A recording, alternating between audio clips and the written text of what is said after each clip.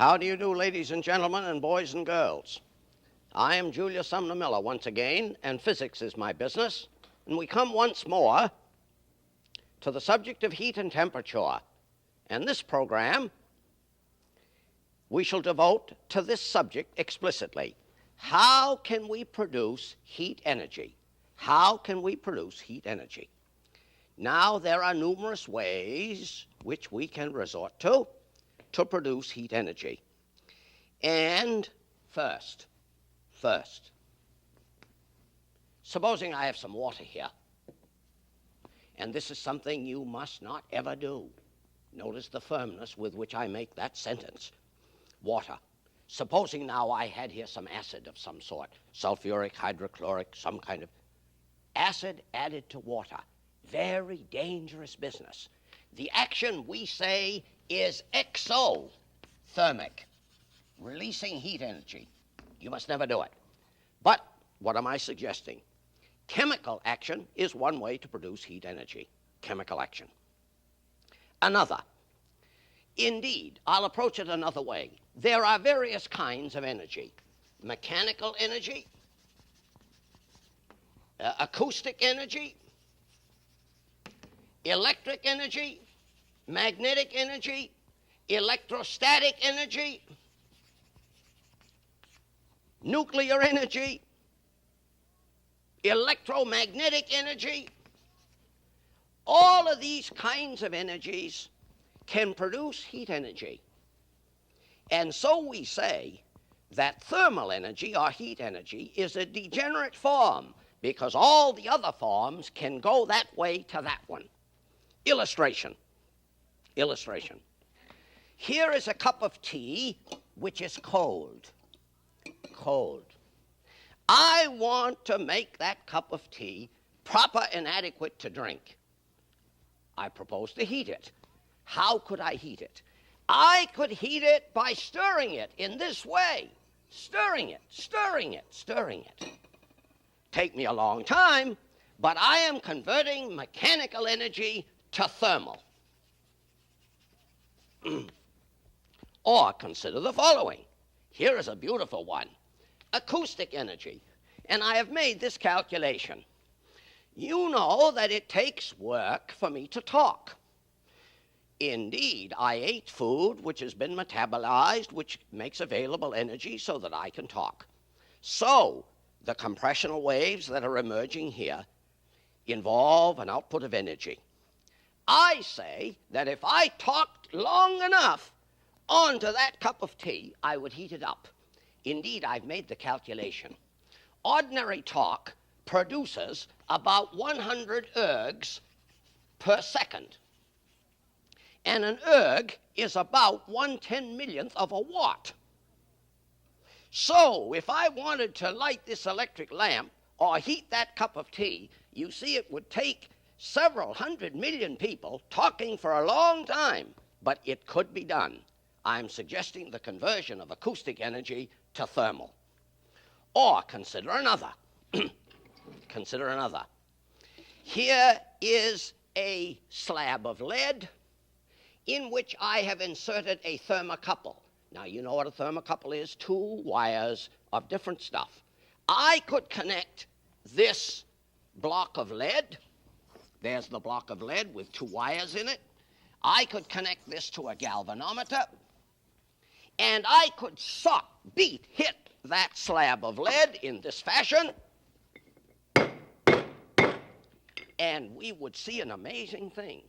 This galvanometer would show an electric current, which means that the junction here has suffered some rise in temperature. Or a better one. Here is a nail. I have done mechanical work on the nail. Now I'm going to pull it out. Oh, there it is. I have plenty of evidence that that nail is hot.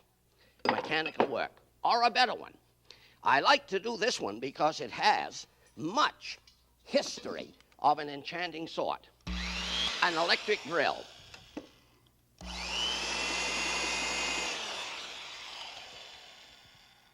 Hot. The wood chips are warm. And I am therefore reminded that mechanical work arising from electrical energy converts to heat. And I like to do this experiment because it brings to our attention this man, Count Rumford, William Thompson, a Yankee who turned British, who became German, who married Lavoisier's widow, who for the Bavarian government was engaged in drilling cannon and discovered that the chips got hot, and he threw the first light upon that very difficult subject of heat, which was originally called caloric. See, we get the word calorie. Or consider the following. In this tube, I have some lead shot, little BBs. Good. Supposing I weighed the lead shot, and I took the measure of this length. Clearly, I do certain mechanical work in raising the shot to the top, and then gravitational forces pull it down. The mechanical work I do is converted to heat. I could do this 10,000 times, taking the original temperature, finding the final temperature, getting the difference in temperature, and it is an elementary classroom exercise. If you know the mass of the stuff, the change in temperature of the stuff, the amount of mechanical work that was done on it, W-O-R-K, you could find, and, we would find what? The mechanical equivalent of heat. How much mechanical work does it require to produce heat? Answer. Look at here. This is fantastic. 778 foot-pounds of work to produce one British thermal unit. What does that mean? It means that I have to do 778 foot-pounds of mechanical work to produce enough heat energy to raise 1 pound of water 1 degree Fahrenheit. So I suggest, indeed, it occurs to me every time I take a bath, that enormous mechanical work has been required to heat that much water to that higher temperature for me to bathe. And it always brings me to think of that beloved Count Rumford, who married, as I say, Lavoisier's widow. Another. Here is an array of magnets, and inside a coil of wire. And here is a lamp connected to that coil. I'm going to do mechanical work on the coil. It requires a force to turn the crank, to turn the coil, and watch the lamp. Obviously, I have converted mechanical work to electrical energy, and the electrical energy has been converted to thermal energy because the filament in the lamp got hot enough for us to see. It emitted light. Or another wonderful one. Here is a slab of lucite, plastic. And here is a cat's fur.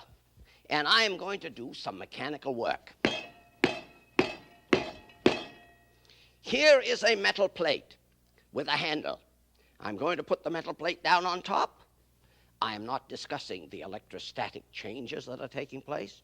I am going to ground the upper surface of the plate. Oh, I felt something. And now, listen. Oh, there was a spark. I'm going to do it again.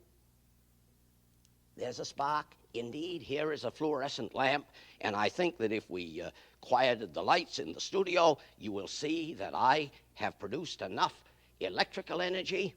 We need all the lights, I think, in the studio to see the lamp.